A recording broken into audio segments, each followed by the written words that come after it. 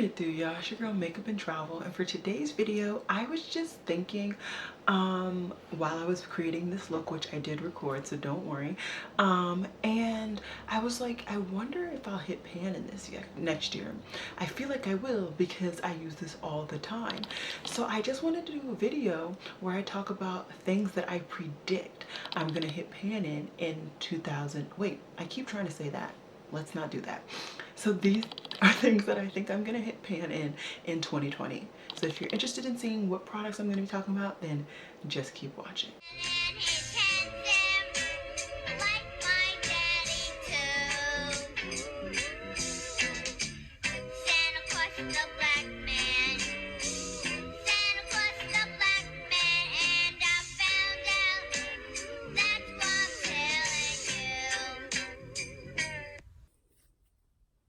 Hey guys, so this is my camera. I'm recording on my phone right now. I am currently editing this video and my camera lens is driving me bonkers in just editing it. It's really throwing off the aesthetics of my channel. And the worst part about it is that this is the first video that I've recorded with this new lens, and I've recorded like easily 20 videos with this lens. Irritating my life being, I am going to be turning off the autofocus. I cannot handle it. I just can't. So that is going to be interesting. This is seeming like not a good investment of my money, and I'm really irritated right now because I swear I did so much reviews, looked at so many different videos, hearing people talk about this, and it's just driving me bonkers. Anyways, I just wanted to come in here and let you guys know, I know the camera lens and the clicking is irritating. It irritates me, and yet I need to put these up because I don't have enough time to record 20 plus videos for Vlogmas or my version of B&B Miss.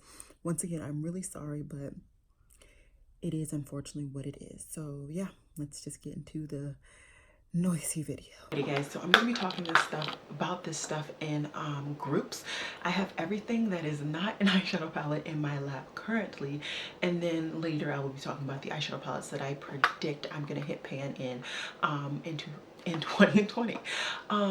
As always, I hope you guys are enjoying this B&B Miss. Hopefully it didn't start off too boring. I feel like I got a lot of like the necessary videos out the way. Hopefully it's starting to spice up a little bit for you guys. So I have quite a few products, and this is just based on my amount of use for these products. I just feel as though I'm not going to stop using them until I hit pan, if I even stop using them when I hit pan. So I'm gonna just stop talking and go for it. One that is kind of obvious, but I guess I should still talk about it, is ABH's Bittersweet. This is pretty much my ride or die brown liquid lipstick right now. It is in a project pan, so I am aiming to finish it by the end of the year, but liquid lipsticks are very hard to tell if you're close to finishing or not. I do have a lot of side pan going on in this baby, but it's not enough that like you can clearly see half the bottle is gone. Like, it's not like that. So I definitely feel as though this is going to be one lip product that I completely use up in 2020, and I am excited about that. That would literally be my first liquid lipstick that I finish before it expired or before I got rid of it or bored of it. So that's very exciting. The only other lip product that I chose to pick out, and there are probably plenty that I'll get a lot of use out of next year, but I still want to talk about it, and this is another nudie brown. This is MAC's Consensual. This is the brown that I reach for if I want a yellow based brown, but like a deep brown. I do have lighter yellow based browns in liquid lipstick formula, but this is like my go-to brown nude here. I do have another brown lipstick that is a go-to. It's actually at work. It's the ABH Cool Brown. That is my lipstick. It's in my little cardigan, and every day if I want to put an actual lipstick on, I rock that. And it pretty much is my complexion, if not a little bit lighter, a little bit milkier. So it actually makes my lips pout up, and it actually makes them look nice and juicier than they naturally are.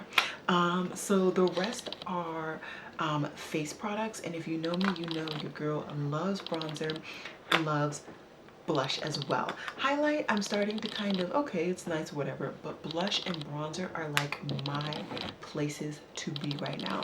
So I have one cream product that I think I'm going to be able to hit pan on next year, and it is my MAC Studio Fix Tech Foundation in NW45. This is not my skin tone. I think I'm more of an NW40, so a little bit darker than what I truly am. And it's nice and warm. It is truly nice and warm. It really just lifts, and it's a really good base. I really enjoy using this as a cream bronzer base. I don't reach for cream bronzer very often, but when I do, this is the one that I'm gonna reach for. And so I have a feeling I'm gonna hit pan. I have already ruffled the feathers a wee bit, and yeah, I'm just excited to see if I can hit pan in this. And let me just say this, I know I've already started kind of ranting. This is not a video of like, I'm gonna focus on these products. No, if I just naturally hit pan, it would be nice, but these are just things that I have been reaching for almost non-stop this year, or I've been wishing that I could reach for, or whatever have you. So these are just things that I just have an inkling that I will hit pan in next year because I've been reaching for them so often this year. Okay, continuing on the bronzer situation, I have a Marina Butte blush in North 1 degree chocolate. This is a really nice warm toned bronzer with glitter in there. The glitter allows it to have like a sheen on my skin, and it's just warm enough that it really pops on my skin tone. So I think I'm gonna be able to hit pan in this. The only reason I haven't really been using this as of to date is because of the other bronzer that I have in this video. I really want to hit pan in this bronzer first. So I'm really excited to get some use out of this baby. I already know this is going to be the next bronzer on the chopping block for me to get some pan in. Next, I have the bronzer that I just referred to, and it is my Fenty Beauty Mocha Mommy bronzer. This beauty is just, it's a beauty. I've been using it pretty consistently for months now, and I still have not hit pan, and I use a lot of bronzer, a lot of bronzer. So I'm very intrigued.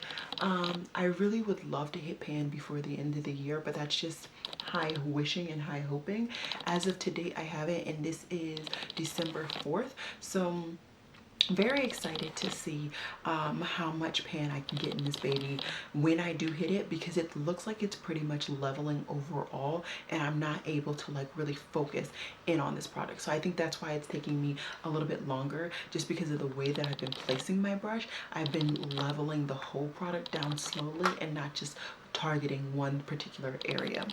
Okay, I have two blush products that I think I'm going to be able to hit pan in, or get close to hitting pan in. And the first one is a baked blush, and this one is the Laura Geller Baked Blush in Plum Berry. This, of course, is the blush that I'm currently wearing, and this is the blush that I've been wearing almost non-stop for, what, the last 3 months or so, easily. I love this blush. It just is a really nice warm purple on my complexion, and I already have kind of started to get rid of the pattern. You can see the pattern is already starting to really just fade on here. And why? Fancy new camera or lens, and it's still not focusing. So I'm be very interested to see how long it takes for me to really hit pan. So yeah. And then the other product is, of course, the other duo in my cheek duo, and it is the Beauty Bakery Blush Lighter, and this is the cotton candy version. I have been wearing this palette out. Now, when I do reach for this palette, I reach for these two shades. This one when I want a more cool toned shade, and this one for a warmer tone. This one I use for my other equivalent of the Laura Geller blush, but this is the one that I use when I'm using my Plumberry blush.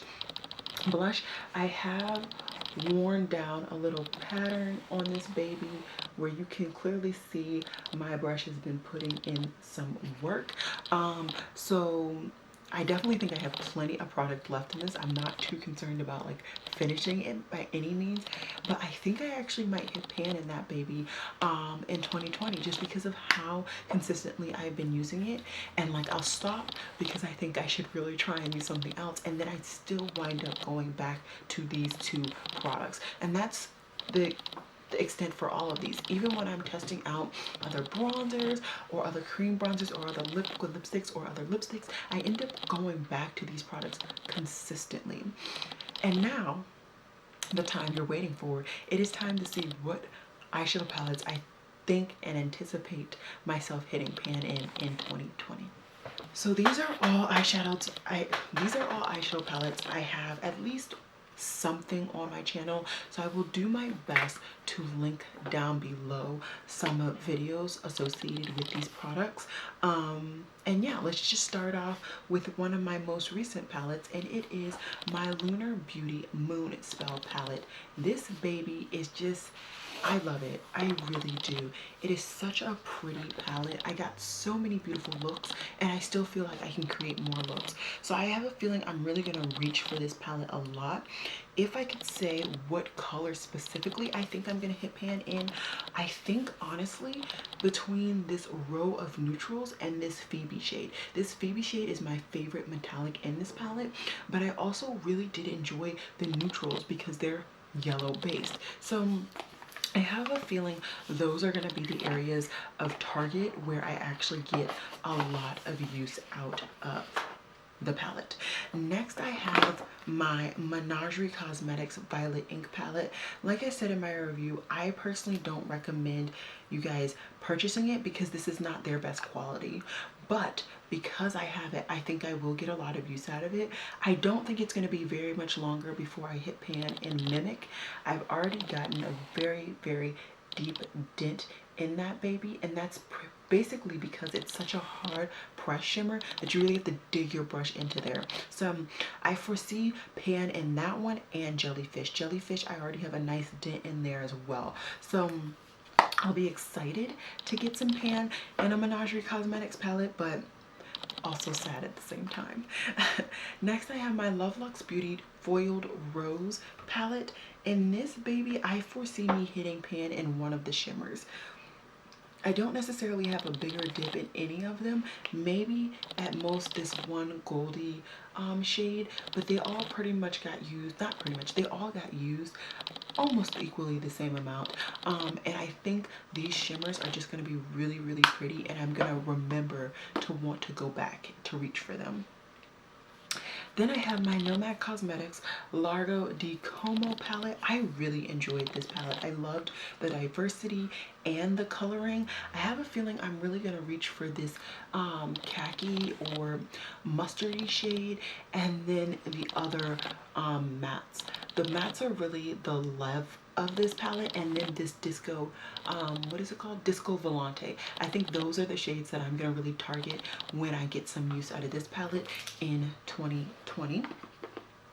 Then I have my Natasha Denona palette. I wish I had more. There's so many Natasha Denona palettes that I have been interested in and wanting, but I just never pulled the trigger. For this palette, I honestly think it's going to be this shade right here. It's like a warm toned pinky purple shade, and I think that's going to be the shade that I get a lot of use of. That's the shade that I have the deepest dent in, and I really gravitate towards those types of shades. It's a very similar shade to the metallic that has the dent in the Foiled Rose palette, in case you're wondering. Next, you gotta change the orientation because the palettes are about to drop. Okay, there we go.